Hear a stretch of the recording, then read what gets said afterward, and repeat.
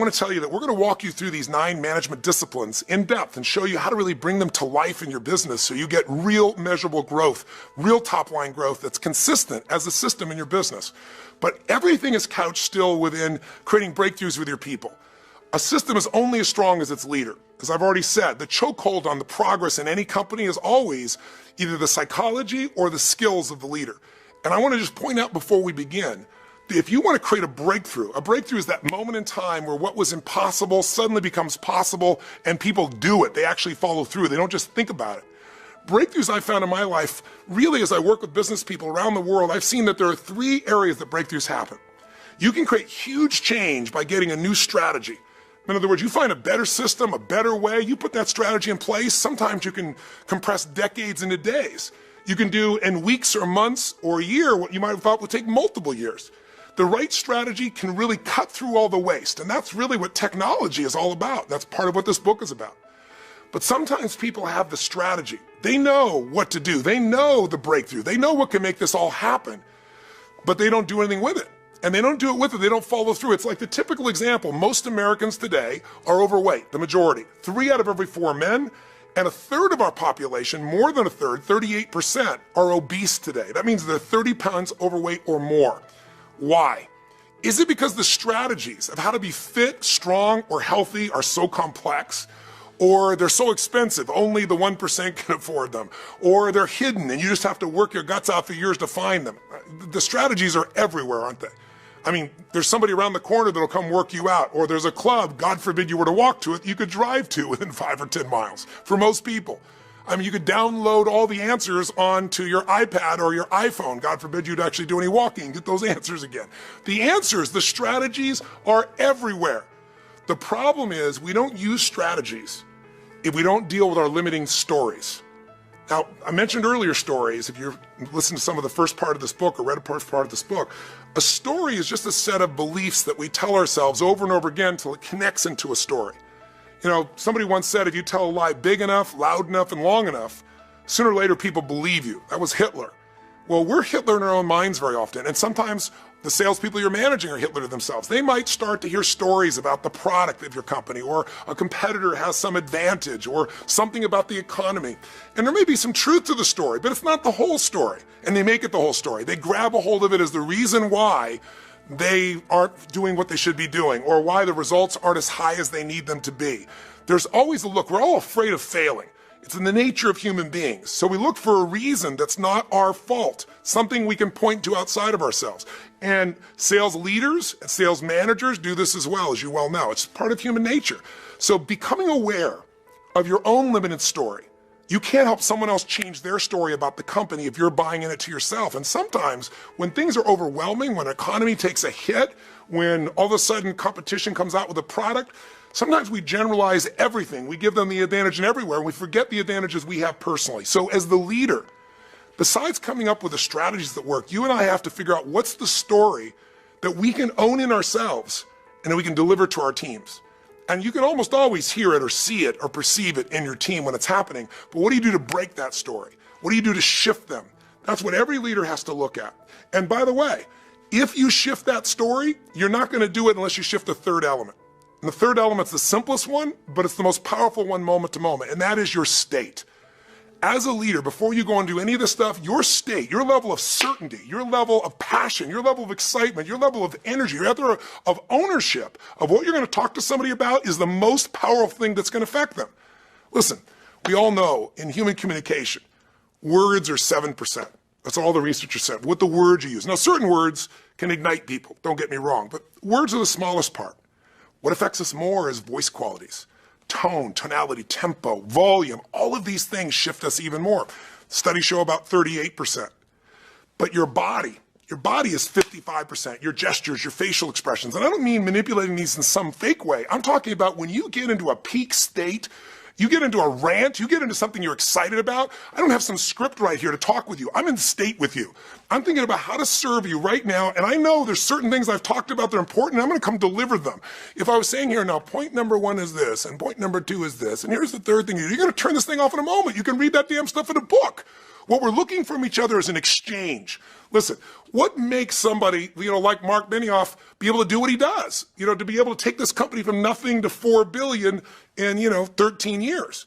This man has had a story. He believed in the story of what's possible with a cloud. He immersed himself. He did the preparation. So he had not only a strategy, but he prepared his mind and body for what it is he really believed could make a difference. And then he got on fire with that passion and went around the country telling that story again and again and again. And he continues to do it, growing his company geometrically. Different style, but certainly Steve Jobs did the same thing. Who's better at telling a story, or was, I should say, than Steve Jobs? I mean, pretty extraordinary. He could sell iced-in Eskimos. He'd come out and say, we have what we believe is the greatest breakthrough in the history of the world. It's not exact language, but, it's a miracle. And people would buy it because he owned it. He believed it inside of himself, and he brought a state to the table. I mean, who do you want to be around? Somebody comes in and says, all right, guys, let's go through the update. Tell me what your numbers are, That person, I'm exaggerating only slightly, unfortunately, from some things I've seen in large corporations, that person, I don't care what system you put in place. I don't care what 9 disciplines, I don't care what strategies you go in. Their story and state is the chokehold on the growth of that business. So our job, if you and I are going to really maximize what we're here to do, is to make sure we have all 3 of these. The right strategies, the best we can find, a story that we own that's real and authentic, but that we own, that's inside of us, and that we can translate to other people, but also the state to make that happen. So how do you do that? Well, everyone's different, but the first thing that'll get you in state is being fully prepared. If you can, so prepared it's in your bones, then you're not gonna have to think about what do I say, how do I say it, how am I coming across? You're gonna own it. Preparation is always number 1. But then number 2, you gotta get in state. And so different people do it in different ways. Some people read, some people listen to music. I love being something physical, that's my nature. But I've found that if you wanna change somebody's state, emotion comes from motion. Maybe it's time to go on a run, especially if you're finding yourself in a place where you're overwhelmed by challenges in the environment, or you're overwhelmed by just how much you got to get done. In that frustrated or overwhelmed or stressed state, you're not going to be your best. Everybody communicates well when they're in a great state. When you're in a lousy state, no one communicates well. That's why people get into trouble and arguments and family challenges and intimate family challenges with their loved ones. If you're going to change that game, you got to recognize if I'm not ready, not only with my information, if I'm not feeling where I own this, it's time to do something physical to change my state. So going for a run, lifting weights, going for a strong walk, put some great music on, whatever it is that ignites you into a different place. And I'm not saying be like me. I'm not having any suggestion that's right. I'm obnoxiously intense and passionate, but you got to be your best. And you know whether you're there or not. And the way you're going to get yourself there is really score yourself. Where am I 0 to 10? Where am I? 10 is absolutely ready to rock and roll and make this thing happen. 1 is near dead. If you're walking into that meeting, and even if you're prepared mentally, but you're not in state, at least at an 8 or 9 or above, you're certainly not going to get close to maximization. Better to get yourself at level 20 on a 0 to 10 scale that's obnoxious and calm it down where you can reach people, then try to pump yourself up in the middle of the meeting. You're not the leader if you're doing that. And do this with your people. Listen for their stories.